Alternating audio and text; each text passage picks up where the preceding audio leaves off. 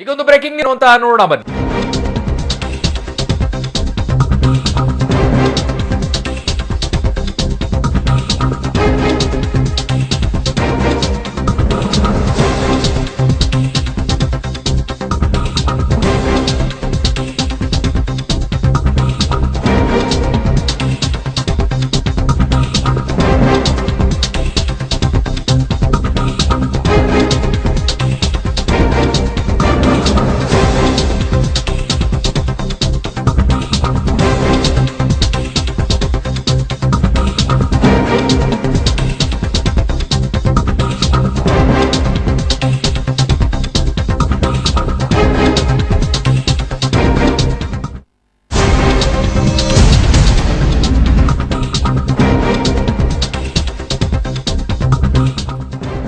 ಹತ್ತಲ್ಲ, ಇಪ್ಪತ್ತಲ್ಲ, 100 ಅಲ್ಲ, ಬರೋಬ್ಬರಿ 138 ಕೋಟಿ ಹೊಸ ನೋಟು ಪತ್ತೆಯಾಗಿದೆ. ಇದೊಂದು ರೀತಿಯಾಗಿ ದಂಧೆಕೋರರು ಯಾವ ರೀತಿ ವ್ಯಾಪಾರವನ್ನ ನಡೆಸ್ಕೊಳ್ತಾ ಇದ್ದಾರೆ ಅನ್ನೋದಕ್ಕೆ ಮತ್ತೊಂದು ಎಕ್ಸಾಂಪಲ್ ಅಂತ ಅನಿಸ್ತಾ ಇದೆ. ಮತ್ತೊಂದು ಪ್ರಕರಣ ಬೆಳಕಿಗೆ ಬರ್ತಾ ಇದೆ. ಇದು ರಾಜಸ್ಥಾನದಿಂದ ಬರ್ತಾ ಇರುವಂತಹ ಮಾಹಿತಿ. ರಾಜಸ್ಥಾನದಲ್ಲಿ ಬರೋಬ್ಬರಿ 157 ಕೋಟಿ ಹಣವನ್ನ ಜಪ್ತಿ ಮಾಡಲಾಗಿದೆ. ಅದರಲ್ಲಿ 138 ಕೋಟಿ ರೂಪಾಯಿ 2,000 ಮುಖಬೆಲೆಯ ಹೊಸ ನೋಟುಗಳು ಪತ್ತೆಯಾಗಿದೆ. ಈ 138 ಕೋಟಿ 2,000 ರೂಪಾಯಿಯ ನೋಟುಗಳು ಎಲ್ಲಿಂದ ಬಂತು, ಹೇಗ್ ಬಂತು ಅಂತ ಗೊತ್ತಾಗ್ತಿಲ್ಲ. ಆದ್ರೆ ಜೈಪುರದ ವಿಲ್ಫರ್ಡ್ ಎಜುಕೇಶನ್ ಸೊಸೈಟಿಗೆ ಸೇರಿದಂತಹ ಬ್ಯಾಂಕ್ ನಲ್ಲಿ ಈ ಎಲ್ಲವೂ ಕೂಡ ಹಣ ಸಿಕ್ಕಿದೆ. ರಾಜಸ್ಥಾನದಲ್ಲಿ ಐಟಿ ಅಧಿಕಾರಿಗಳಿಗೆ ಸಿಕ್ಕಿರೋದು 157 ಕೋಟಿ. ಅದರಲ್ಲಿ 138 ಕೋಟಿ 2,000 ರೂಪಾಯಿಯ ಹೊಸ ನೋಟುಗಳು.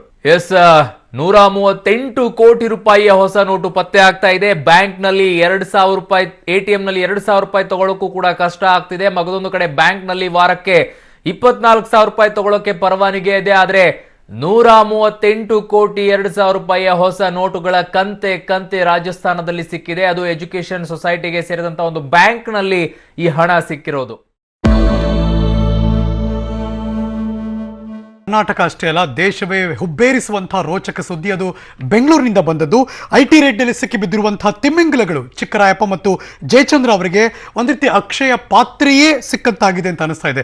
ಐಟಿ ಬೆನ್ನಲ್ಲೇ ಎಸಿಬಿ ರಾಜ್ಯಾದ್ಯಂತ ಏಕಕಾಲಕ್ಕೆ 10 ಕಡೆ ನಡೆಸಿದಂತಹ ದಾಳಿಯಲ್ಲಿ ಚಿಕ್ಕರಾಯಪ್ಪ ಮತ್ತು ಜಯಚಂದ್ರಗೆ ಸೇರಿದ 100 ಕೋಟಿ ಬೇನಾಮಿ ಆಸ್ತಿ ಸಿಕ್ಕಿದ್ದು. ಒಟ್ಟಾರೆ ಈ ಭ್ರಷ್ಟರ ಆಸ್ತಿ 250 ಕೋಟಿ ಮೀರಿದೆ. ಈಗೊಂದು ಬ್ರೇಕಿಂಗ್ ನ್ಯೂಸ್ ಬರ್ತಾ ಇದೆ, ಏನು ಅಂತ ನೋಡೋಣ ಬನ್ನಿ.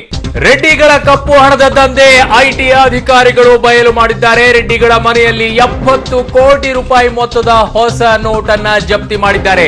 ರೆಡ್ಡಿಗಳ ಬುಡಕ್ಕೆ ಐಟಿ ಬಿಸಿ ನೀರನ್ನ ಇಟ್ಟಂತಾಗಿದೆ.